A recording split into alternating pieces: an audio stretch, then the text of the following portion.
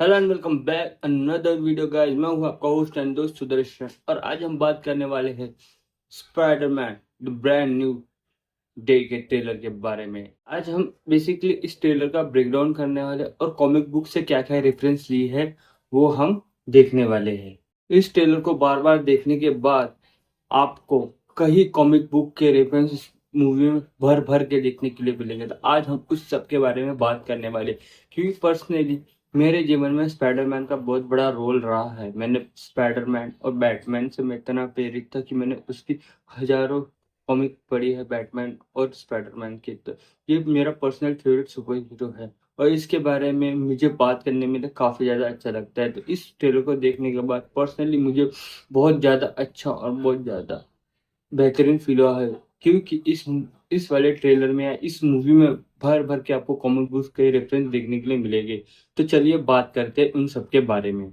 सबसे पहले बात करते हैं हम इस जो मूवी का है टाइटल उसके बारे में, brand new day. Comic book में ब्रांड न्यू डे एक फेमस स्टोरी लाइन है जो आई थी वन मोर डे के बाद में।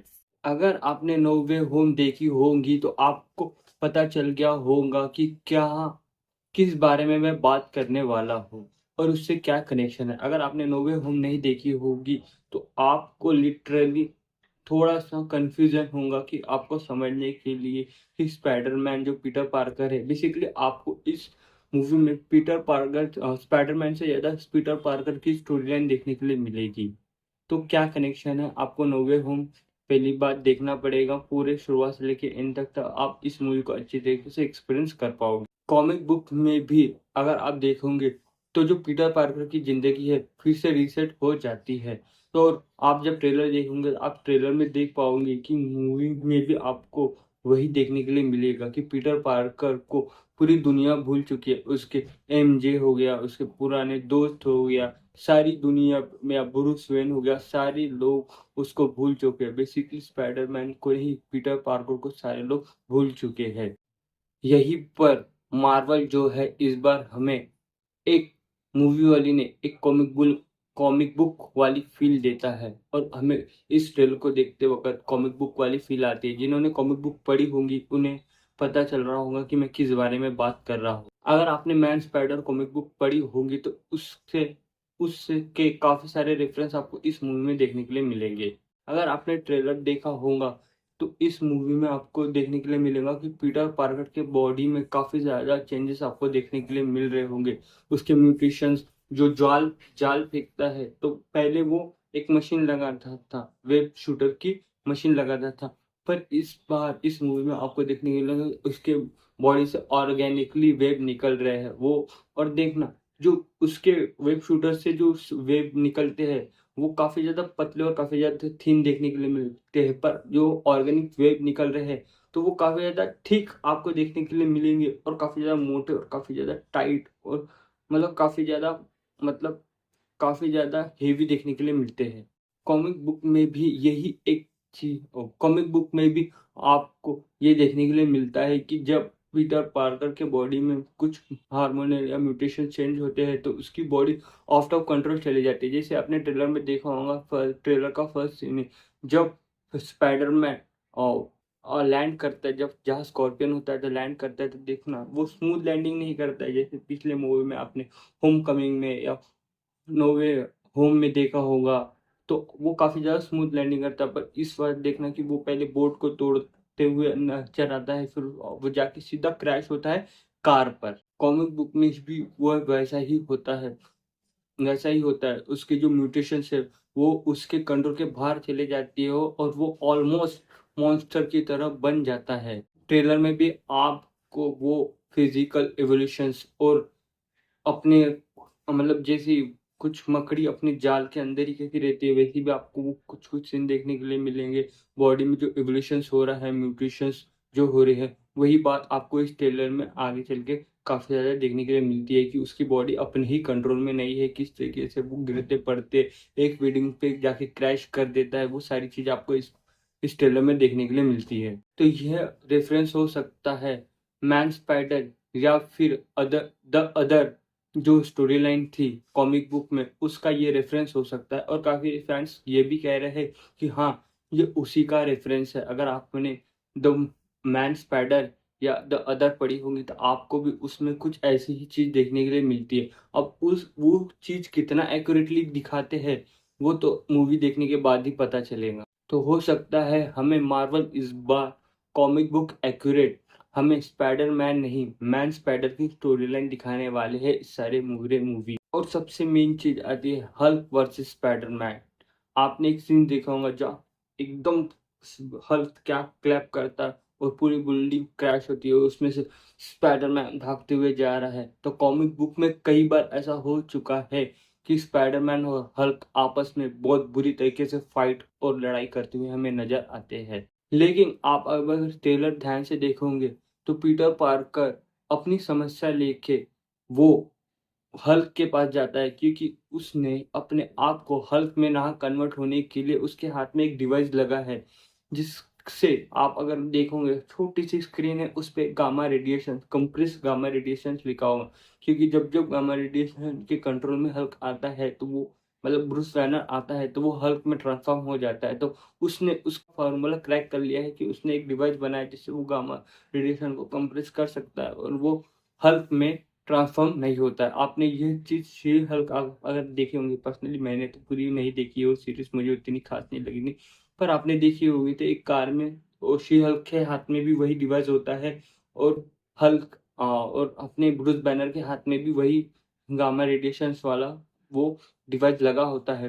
परंतु उसमें वो डिवाइस उतना एडवांस नहीं दिखाया जाता है जितना एडवांस इस मूवी में आपको देखने के लिए मिलता है। परंतु जब पीटर पार्कर आता है तो ब्रूस बैनर उसके साथ अप मतलब उसके डीएनए में जो चेंजेस होने की बात करते हैं, तो मुझे लगता है यहाँ पर ब्रूस बैनर एक विलेन नहीं या फिर हल्क एक विलेन नहीं, एक मेंटोर की तरह काम आनेगा पीटर पार्कर के। जैसे आपने नो वे होम में डॉक्टर स्ट्रेंज जैसे जैसे पीटर पार्कर को मेंटोर की तरह संभालते हैं, वैसे ही इस शायद से इस मूवी में भी आपको हल्क और पीटर पार्कर के साथ में एक अच्छी बॉन्डेशन देखने के लिए मिलेंगी और साथ में एक मेंटर की तरह हमेशा ब्रूस बैनर उसके साथ खड़ा रहेगा। और बात कर लेते हैं ला पनिशर की। लिटरली अगर जिन्होंने भी कॉमिक बुक पढ़ी होगी तो उन्हें पता होगा कि कॉमिक बुक पनिशर क्या करता है। अगर पनिशर बुरे लोग को तो मारता है, पर वो एक हीरो है जो स्पाइडरमैन, वो क्या करता है गुंडों को मार कर जेल में भेजता है और एक सीधा उन्हें ऊपर या शमशान घाट पहुंचा देता है। और हमेशा से ही स्पाइडरमैन और पनिशर का जो रिलेशनशिप है वो काफी ज्यादा कॉम्प्लिकेट आपको कॉम्प्लिकेट कॉमिक बुक में देखने के लिए मिलता है।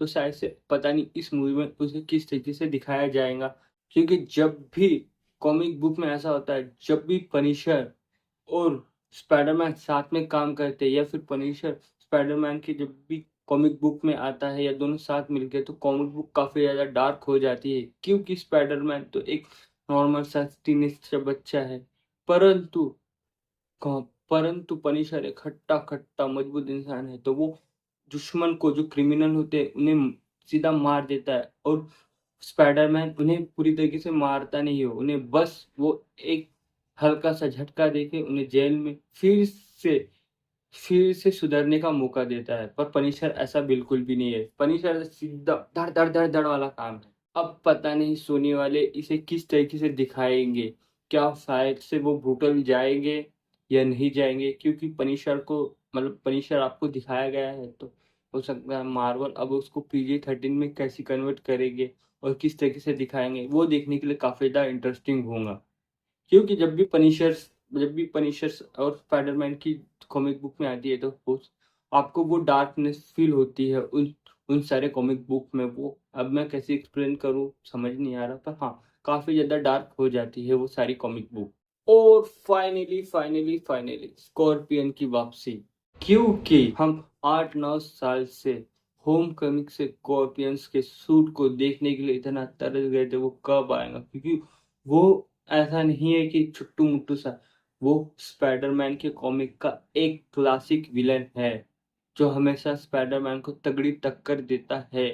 और वो अभी आपको होम कमिंग में देखा था, तब से अभी तक इस ट्रेलर में देखने के लिए मिला, डायरेक्ट मतलब इस ट्रेलर में देखने के लिए मिला है।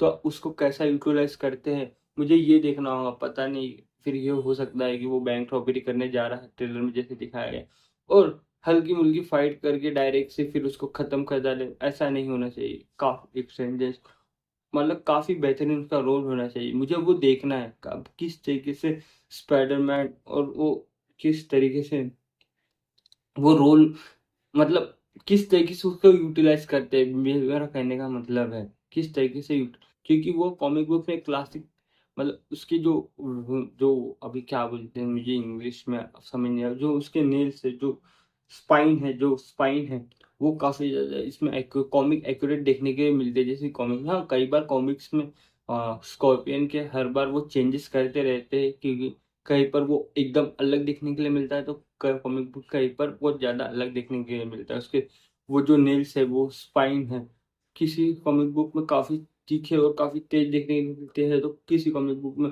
वो एकदम ब्लंट से देखने के लिए मिलते हैं। पर मुझे ये तीखे वाले पसंद है, और वो काफी ज्यादा बेहतरीन, काफी ज्यादा खूबसूरत देखने के लिए मिलते हैं, और किस तरीके से अभी उसको यूटिलाइज करते हैं स्कॉर्पियन को, ये देखने के लिए मजा आएगी। अगर बेसिकली बात करूँ मेरी थियरी की, तो देखिए गाइस, अगर इसमें काफी सारे कॉमिक बुक के रेफरेंस है, जिन्होंने कॉमिक बुक पढ़ी है तो इसमें कॉमिक बुक के रेफरेंस जैसे द अदर के है, मैन स्पाइडर के है, वन मोर डे के है, काफी सारे कॉमिक बुक के रेफरेंस देखने के लिए मिलते हैं। तो पता नहीं इन्हें किस तरीके से मूवी में दिखाया जाता है, कि मूवी तो तीन जैसे 2.5 घंटे की मूवी है ये, तीन, हाँ, तो किस तरीके से सारी चीजों को अच्छे से यूटिलाइज करके किस तरीके से दिखाया जाता है वो सारी चीज को, तो वो देखने के लिए काफी ज्यादा मजेदार, काफी ज्यादा इंटरेस्टिंग होगा गाइस। इसलिए इस बार एमसीयू का स्पाइडरमैन आपको विलन से लड़ते हुए से ज्यादा अपने आप से लड़ते हुए दिखेगा, क्योंकि उसके जो बॉडी में चेंजेस आए हैं वो काफी ज्यादा उसको हॉन्ट करेंगे। आपको इसमें हॉरर, मिस्ट्री, थ्रिल, एक्शन सब कुछ इस मूवी में देखने के लिए मिलेगा। इस बार आपको मल्टीवर्स के दर्शन नहीं, आपको इनर वर्स के दर्शन करने के लिए मिलेंगे, मतलब उसके अंदर के चेंजेस को आपको पूरी देखने के लिए मिलेगा। जो कबूतर आके एक सीन में उसकी छाती में चिपक जाता है, क्योंकि उसके एक कॉमिक बुक में ऐसा है कि उससे बॉडी से काफी कुछ चीजें चिपकती है, अब मुझे याद नहीं आ रहा वो कौन सा है, जब मैं अभी पन्ने पलटूंगा तो तब पता चलेगा। देखना एक सीन में जब जा रहा है तो कबूतर आके उसके, अब वो कबूतर ने अटैक किया है क्योंकि उसके पीछे काफी सारे ब्लास्ट हो रहे हैं, तो कबूतर अटैक कर रहे हैं, फिर नॉर्मल सा कबूतर है वो आके उसके बदन में चिपक गया है, वो सब देखने के लिए काफी ज्यादा मजेदार लगेगा। और पहली बात अगर बात करूँ इस बार, नहीं क्या आपको स्पाइडरमैन कब ये स्टोरी आपको पीटर पार्कर की देखने के लिए ज्यादा मिलेंगी, इसमें एंगर होगा, इमोशंस होगा, एक्शंस होंगे, ट्रेजेडी होंगी, हॉरर होगा, हॉरर होगा, सब कुछ आपको इस मूवी देखने के लिए मिलेगा। जब क्या होता है जब भी कॉमिक बुक में, क्योंकि हम स्पाइडरमैन से मैं इतना रिलेट इसलिए करता क्योंकि वो भी एक टीनेज लड़का था, जब मैं टीनेज में था तब मैं इस कॉमिक बुक को पढ़ता था, तो फिर कॉमिक बुक में कैसा होता था, आप और मैं, आप कभी अपने जैसे बंदे को कुछ करते हुए देखते हो तो काफी ज्यादा प्रेरित, काफी ज्यादा इंस्पायर होते हो, और काफी ज्यादा मोटिवेट होते हो, क्योंकि उसके लाइफ में भी काफी ज्यादा स्ट्रगल करते हुए आपको देखने के लिए मिलता है। अभी पूरी दुनिया उसे भूल जाती है, किस तरीके से दुश्मनों का सामना करता है, किस तरीके से नहीं, वो काफी ज्यादा, तो आपको इस मूवी में भी आपको वही देखने के लिए मिलेगा। ये मूवी स्पाइडरमैन से ज्यादा पीटर पार्कर की देखने के लिए मिलेगी, वो भी उस उम्र वो खुद से ही स्ट्रगल कर रहा है, मतलब अंदर के जो म्यूटेशन हार्मोन चेंजेस हो रहे हैं, फिजिकल इवोल्यूशन हो रहा है, वो खुद से ही लड़ता है। जब जब पीटर पार्कर अब मुसीबत में होता है तब तक उतना ही मजा आता है उसे, और देखने के लिए और मजा आता है कि वो आगे कैसा करेगा, आगे कैसे निकलेगा, क्योंकि अंदर के हॉर्मोन्स भी चेंज हो रहे हैं, और साथ में विलन का अटैक भी, तो किस तरीके से सारी चीजें हैंडल करेगा, ये सब देखने के लिए काफी ज्यादा मजा आएगा गाइस। फाइनली आशा करता हूँ मेरा ये वीडियो पसंद आया, वीडियो पसंद आया वीडियो को लाइक कर देना, शेयर कर देना, चैनल पर नए हो तो चैनल को सब्सक्राइब भी कर देना। मैं मिलता हूँ अपने नेक्स्ट वीडियो में, तब तक के लिए धन्यवाद।